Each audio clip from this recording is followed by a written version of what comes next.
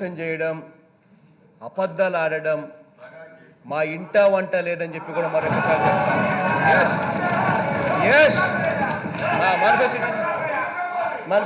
అడిగి అధ్యక్ష ఇది మా మేనిఫెస్టో అధ్యక్ష.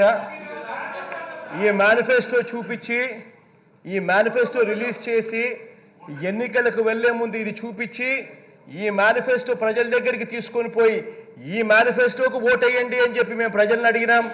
ఈ మేనిఫెస్టో చూపించిన తర్వాతనే ప్రజలు మాకు ఓట్లు వేశారు. మేము గర్వంగా కూడా తలెత్తుకొని చెప్తా ఉన్నాం. ఈరోజు అది కాక అధ్యక్ష, ఎన్నికలప్పుడు ఎన్నికల ప్రచారంలో జగన్ అనే నేను ఏం మాట్లాడానో ఈ అంశం మీద ఇదే టీవీ స్క్రీన్ లో నేను చూపిస్తా, ఒకసారి చూడండి. చూసిన తర్వాత ఇదే పాదయాత్రలోనే నేనేం మాట్లాడానో చూపిస్తా, ఒకసారి టీవీ స్క్రీన్ లో చూడండి. చూసిన తర్వాత అప్పటికి కూడా మీకు ఏ మాత్రమైనా కూడా మనస్సాక్షి అనేది ఉంటే క్షమాపణ కూడా చెప్తానని చెప్పి కూడా అడుగుతా ఉన్నాను. మనం చేయబోయే రెండో కార్యక్రమం ప్రతి అక్క కోసం ఇవాళ నేను చెప్తా ఉన్నా. ఇంతకు ముందే నేను చెప్పా, నాన్నగారు కలలు కన్న స్వప్నం ప్రతి అక్క ప్రతి చెల్లెమ్మ లక్షాధికారి కావాలి, ప్రతి అక్క ప్రతి చెల్లెమ్మ సంతోషంగా ఉండాలి. అక్క ఆ చెల్లెమ్మ ఇంట్లో సంతోషంగా ఉంటే ఇల్లు బాగుంటుంది, రాష్ట్రం బాగుంటుంది అని చెప్పి గట్టిగా నమ్మే వాళ్ళల్లో మొట్టమొదటి వ్యక్తిని నేను అని చెప్పి ఇవాళ గర్వంగా కూడా చెప్తా ఉన్నా. ఇవాళ ఆ ప్రతి అక్క కోసం చేయబోయే రెండో కార్యక్రమం కూడా చెప్తా. ఈ కార్యక్రమం వైఎస్ఆర్ చేయూత అనే ఈ కార్యక్రమం. ఇవాళ ఇంతకుముందు నేను అన్న ఎస్సీలకు, ఎస్టీలకు, బీసీలకు, మైనారిటీ అక్కలకు వాళ్ళ పరిస్థితి గురించి నేను చెప్పా. ఒక వారం రోజులు గన వీళ్ళు పనులకు పోవడం మానేస్తే, ఏదైనా జ్వరం వచ్చి వీళ్ళు పనులకు పోలేని పరిస్థితిలో ఉంటే ఆ ఎస్సీలు, ఎస్టీలు, ఆ బీసీలు, ఆ మైనారిటీలు, ఆ అక్కలు ఒక్క వారం గన పనులకు పోవడం మానేస్తే వాళ్ళు ఇంట్లో పస్తు పండుకోవాల్సిన పరిస్థితిలో ఉన్నారు ఆ అక్కలు. ఆ కుటుంబాల కోసం చెప్తా ఉన్నాను, ఆ అక్కల కోసం చెప్తా ఉన్నాను. అప్పట్లో ఇటువంటి అన్యాయమైన పరిస్థితిలో అక్కలు ఉన్నారు కాబట్టి ఆ అక్కలకు తోడుగా ఉండాలి అని అంటే 45 ఏళ్లకే పెన్షన్ ఇవ్వాలి అని చెప్పి ఆ రోజుల్లో నేను చెప్తే 45 ఏళ్లకే అక్కలకు పెన్షన్ ఏమిటి అని చెప్పి వెటకారం చేశారు. 45 సంవత్సరాలకే పెన్షన్ ఏమిటి అని చెప్పి వెటకారం చేసిన ఆ సూచనను కూడా పరిగణనలోకి తీసుకొని వైఎస్ఆర్ చేయూత అన్న కొత్త పథకానికి నాంది పలుకుతా ఉన్నాము అని చెప్పి నేను ఇవాళ చెప్తా ఉన్నా.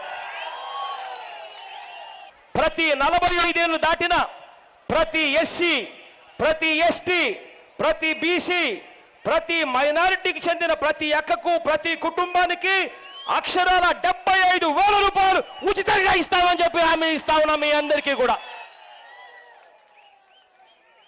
రెండవ ఏడాది నుంచి దశల వారీగా ఆయా కార్పొరేషన్ల ద్వారా పూర్తి పారదర్శకతో ఎలాంటి లంచాలకు తావు లేకుండా ప్రతి అక్కకు, ప్రతి కుటుంబానికి అందరిగా చేస్తానని చెప్పి హామీ ఇస్తా ఉన్నాం మీ అందరికీ.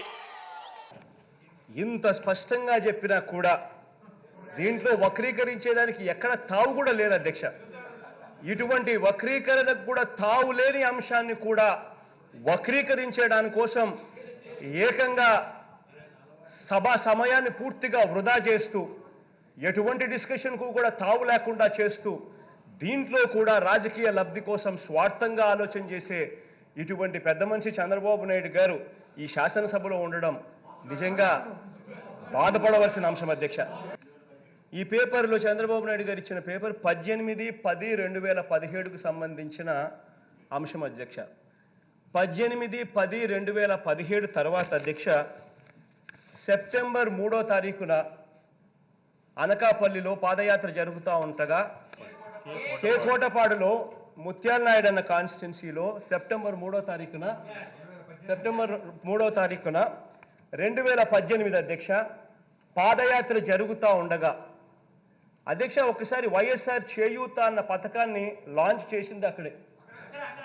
ఆ పథకాన్ని లాంచ్ చేసింది, ఆ పథకానికి శ్రీకారం చుట్టింది ఎక్కడ అంటే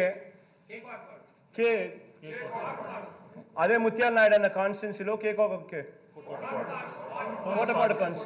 కోటపాడు మండలంలో అక్కడ మీటింగ్ జరిగినప్పుడు అక్కడ ఆ ప్రోగ్రాంకు చేయూత అన్న ప్రోగ్రాంకు లాంచ్ చేసినాం. అధ్యక్ష, ఇది జరిగింది సెప్టెంబర్ 3, 2018. అది ఏ నేపథ్యంలో లాంచ్ చేసినాము, ఎందుకు లాంచ్ చేసినాము అనే పాదయాత్ర జరుగుతూ ఉండగా అధ్యక్ష, పాదయాత్రలోనే ప్రజల సమక్షంలోనే ఎటువంటి పరిస్థితుల్లో ఈ ప్రోగ్రామును మారుస్తా ఉన్నాము అని చెప్పి వివరంగా చెప్పడం జరిగింది. అది ఒక మీటింగ్లోనే చెప్పడం కాదు అధ్యక్ష. దాని తర్వాత సెప్టెంబర్ 3 తర్వాత నా పాదయాత్ర చూస్తే దాని తర్వాత కనీసం అంటే ఒక 10 మీటింగుల్లో చెప్పింటా.